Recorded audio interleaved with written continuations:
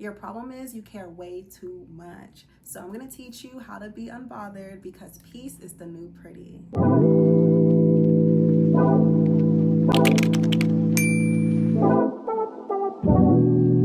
Number one, protect your peace at all costs.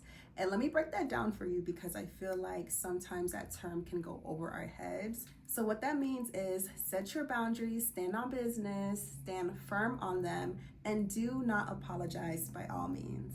Like if there's someone that's always draining your energy every time you talk to them, you need to mute, block, or distance yourself from them. Your peace is your priority. And I'm pretty sure you're already thinking about a couple you can name off your list that needs to go bye-bye. Number two, master the art of not reacting. Y'all, not everything needs a reaction. When you react to people, you are giving them your power. You are giving them exactly what it is that they wanted out from you. You're playing into their hand. Why would you do that? Y'all, there's just so many miserable people out here. And of course, they want to project that energy onto you.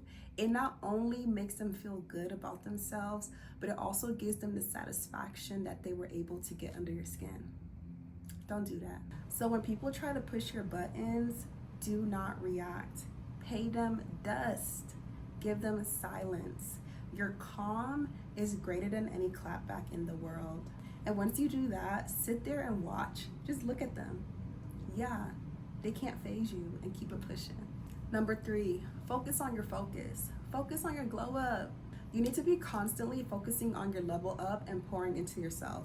Whether that's physical, emotional, mentally, or spiritual, babes, I'm gonna need you to lock in. That brand that you're trying to build, do it. What's stopping you? You wanna lose 5 pounds by summer? Hit the gym. Eat right, eat clean. You need to get serious. Now is the time. You keep saying, oh, I want to take trips. I want to go here. Stop waiting on people. Take that solo trip. You'd be so surprised with everything it is that you can do if you would just focus on it and watch that confidence grow as you continue to work on it. Number four, this is easier said than done, but please try not to take anything personally. Y'all, I swear, when people try to tell you things, it's literally them projecting their own insecurity onto you. You really have to be a shield and dodge that shit. You know, yes, slightly take things with a grain of salt, but at the same time, if the vision is already in place, if you already know where you're headed, why do you need their validation? Why do you need their opinions? Why do you need to care of what it is that they said? Especially if it's coming from a person that does not even mirror the type of life that you want to live. Like, hello? Like that shade that they're throwing, the weird vibes that you're feeling, that literally has nothing to do with you at all. It's solely about them. So I'm gonna need you to smile, wish them well, and move on. Like, don't take it seriously. And I'm telling you, the hate will continue to be there as you elevate, but you can't allow that to get to you. Let the hate fuel you. Let that hate take you where it is that you need to go. Because sometimes, y'all, I'm in this game too with social media. It's that hate that literally pushes my videos out in the algorithm. I tell no lies here. And to put the cherry on the top, if someone is hating on you, you're obviously popping. There's something that you're doing that is attracting them to your platform, to your vicinity, to your environment. There's something that's drawing them to you. Because when I tell you them projections be so loud, y'all, you really have to be grounded and know who the heck you are to not even allow it to get to you. Number five, use your circle and not the masses. So what does that mean? You need to keep a small amount of people you can trust in your corner. Not everyone is your friend, and unfortunately, as you progress through adulthood and just life in general, people will reveal themselves to you. They're going to expose their hand. So instead of seeking validation from the masses, you need to keep those real ones very close to you and pray. Every day, pray on it as well. Like, you don't need to run with a big friend group to feel like you're popping. I never understood that, honestly. You don't need to be surrounded by yes mans stroking your ego left and right at the same time they talking shit behind your back. Absolutely not. You need to know who is who, and you can only do that when you have a few in your corner. All right. Number 6, stop explaining yourself. You steady apologizing for what? What's understood does not need to be said. You said what you said. Stand on that. You really don't owe anyone an explanation for your behaviors, for your boundaries, for your style, and your choices. No is a full sentence. Anything else, people are just trying to pry, they're trying to be nosy. And if you feel comfortable, you can elaborate a little bit, but like I said earlier, no is a full sentence. You don't owe anyone anything, all right? You came to this world alone. You gonna leave this world alone. That being said, do what makes you happy. Like, stop trying to perform every single time and over apologize. What you over apologizing for? It's to the point where your apologies mean nothing to me at this point because you're always sorry for something. I'm starting to feel bad for you too because, like, are you sorry for yourself? Then stop acting like it. Number 7, embrace your alone time. I am speaking on this heavy as a recovering people pleaser. Y'all, your alone time is so sacred. It's so peaceful. It's beautiful. You really tap into self-discovery when you spend time alone with yourself. A lot of y'all don't like yourself. That's why every single time you study with a group of people, bouncing off ideas, being a people pleaser, being a copycat, you have no self-identity. You have no personality. Who are you? Who are you? How can you find peace if you steady hanging out with the whole wide world? Like, I don't know about you, but that is a lot of frequency and vibrations. You're constantly absorbing people's energy. You're constantly absorbing their opinions, their thoughts, their ideas. And that's literally why you're behind on your vision. You're behind on your goals. You don't know how to be alone. You don't know how to sit down and figure out what it is that you want. You steady in other people's spaces, allowing these people to play with your time. When you actually love yourself, you love your own company, being alone isn't lonely. It's liberating. And once you realize this, you're probably gonna wish you would have spent more time alone before, but it's okay because you're starting now. And that's all that matters. So take yourself out, unplug, journal, vibe, just do what you gotta do. When I tell you being alone builds inner strength, Number 8, focus on your own lane, y'all. Stop comparing yourself to all these distractions that's out here in the world. Cough, cough, social media, your neighbors, your coworkers. I used to run track. It's an individualized sport. It's sometimes group sport if you're on relays, but at the same time, it's still an individualized sport.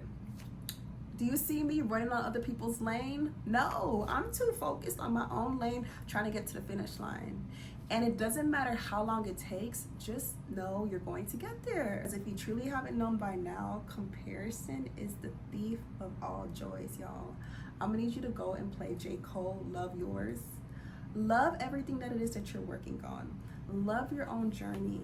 Your path is different than others. And all those people think it's so they're behind. You're not behind. You're behind by whose guidelines? Whose timeline? You're too busy comparing yourself, your 20s to another person's 20s, your 30s to another person's 30s. Why?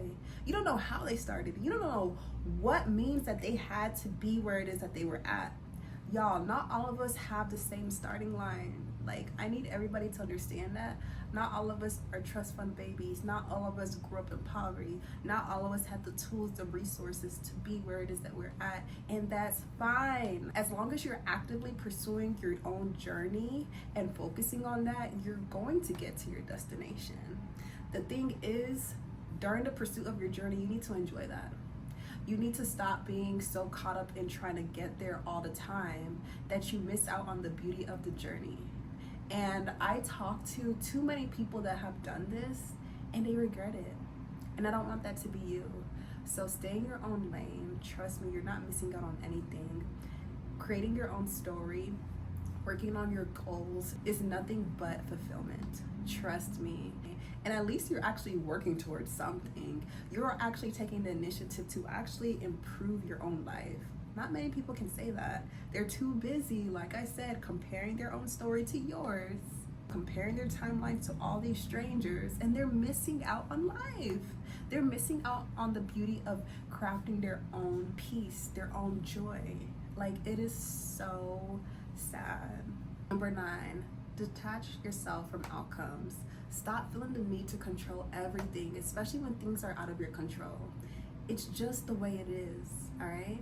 You can either adjust to it, assimilate to what's going on, or you could continue to mope around, complain, stress yourself for no freaking reason because you literally cannot change it. It's out of your control. What possibly do you think you can do? Tell me. Yeah. So please let go of the need of trying to control how things turn out. The best that you can do is set your intentions, do your part, and allow things to play out. If you have trust issues, that's another video, another day, but you really have to trust the process. Chasing anybody and everybody. I'm gonna need you to learn how to attract things that are for you, please. Not everything in this life is for you. And that's why you continue to be hit by spiritual warfare.